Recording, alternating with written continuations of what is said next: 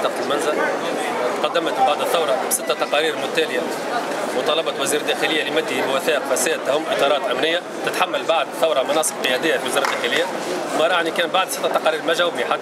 التجأت لوزير موجود في الحكومة مكلف بالإصلاح الإداري، مشيت له فرح بيا وخذ التقارير من عندي وخذ المواضيع اللي عندي، اختارها من العدالة.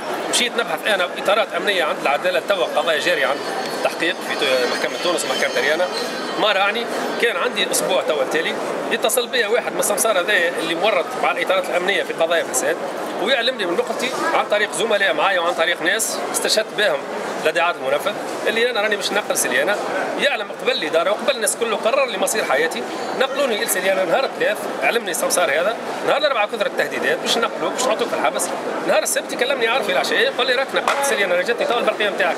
حاب نعرف انا مصيري. انا مرتي تخدم لنا في تونس في التعليم، عندي زوج صغار، مصيري حددوا لي سمسار في الوزاره هذيا. انا راني ما شرفنيش باش نخدم مع الاطارات الموجودين توا في وزاره الداخليه. اطارات نتاع نظام نتاع نظام بن علي يخدموا توا في فساد وفي مصلحه لصالح اجندات معينه نعرفوها الناس الكل. لذلك انا طالب الوزاره هذه والمسؤول الاول على الوزاره نتاعنا السي علي العرايض باش ياخذ لنا اجراءات في العباد هذه. هذه مطالبي الوحيده، ورفع المظالم علي انا وعلى زملائي الموقوفين اللي طالبنا الناس الكل بالتطهير واطاحه منظومه رموز الفساد في وزاره الداخليه. هذا اللي طالبينه. والسلام.